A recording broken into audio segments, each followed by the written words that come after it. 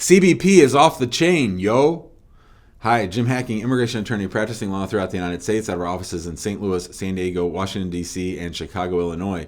In today's video, we're talking about Customs and Border Protection, CBP, the people who let you come back into the United States. And we are seeing all kinds of crazy stories of things that never happened before the Trump administration came into power in January of 2025. We are hearing stories of H-1B visa holders who go back home to see their dying mother and get a visa stamp in Lebanon, who try to come back to the United States. CBP detains them, puts them in isolation, and then ultimately deports them back to their home country, even though they have a valid visa to enter the United States. We're hearing stories about green card holders who go overseas for a trip, come back and interact with CBP, and they find themselves being detained and sent back to Germany.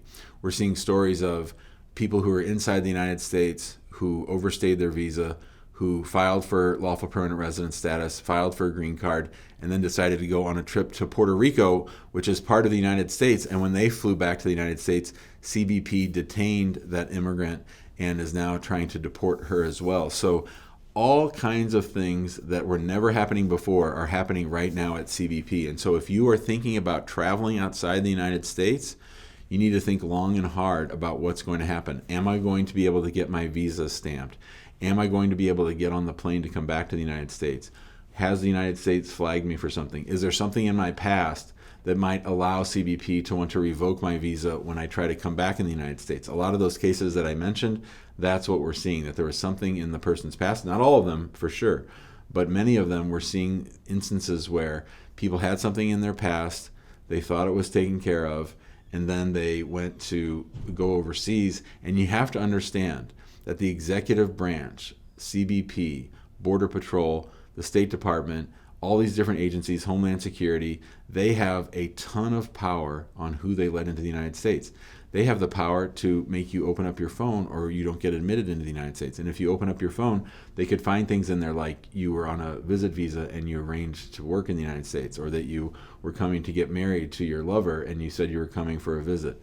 We are seeing time and time again over the course of the past 6 weeks or so, CBP is off the chain. They are pushing the boundaries of the law. They're exerting their power as much as they can. They're pulling people out of line. They're putting them in secondary inspection. They're detaining them.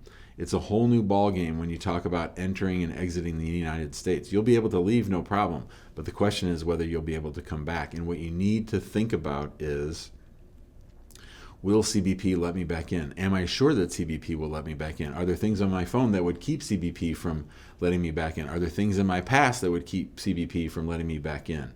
You have to assume the worst. You have to assume that they're going to find out what it is you're scared of, that they're going to find out what you did, that they're going to find out why they think you're not going to be allowed back into the United States. And they have almost complete discretion. It's very, very hard to challenge a decision by CBP. And if you receive something called expedited removal, which is like getting deported without seeing a judge, you could be facing 5 years outside the United States. They're even trying to take away green cards from people at the border. They're trying to get green card holders, lawful permanent residents who may have overstayed outside the United States for more than 6 months or haven't been back in a while.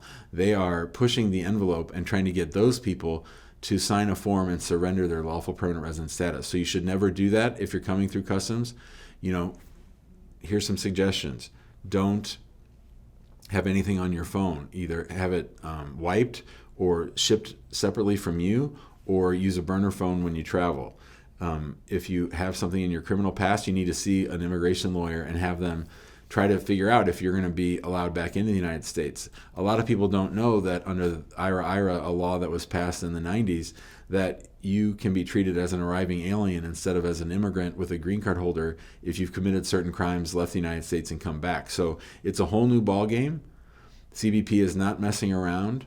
And if you can't afford to be stuck outside the United States for the next 6 to 12 months and not allowed back into the United States to resume your life, then you should be very, very wary of leaving the United States, very careful, and to think it all through, and definitely see an immigration attorney before you go. Now, no immigration attorney on earth, though, can guarantee that you're going to be allowed back into the United States. So it's your risk, it's your decision, it's scary times that we live in, And I'm not trying to scare people when I say these things. I'm just trying to educate you so that you make the best decision possible about traveling. I hope you found this helpful. If you're thinking about applying for an immigration benefit and you like the way that our firm handles things, the way I handle myself on the show, give us a call, 314-961-8200, or email us info@hackingimmigrationlaw.com. If you're just looking for free resources, we have a ton of them. We have our Immigrant Home Facebook group. We have thousands of members in there talking about the immigration process. We have our TikTok channel @ImmigrationHacking. We'd love to have you join us there. We also have the YouTube channel where I post 3 or 4 new videos a week. And we have our Immigration Answers live show, which goes into our Facebook group and on YouTube. And that's just me answering questions for an hour most days of the week. You can get in line to ask a question by texting the word show, 314-470-3300. That's our text line, and you'll get an alert whenever we go live. And then finally, if you're not following me on LinkedIn, that's where I sort of do my deep thinking and my writing about what's going on in the immigration world. Thanks so much, and we'll see you on the next video.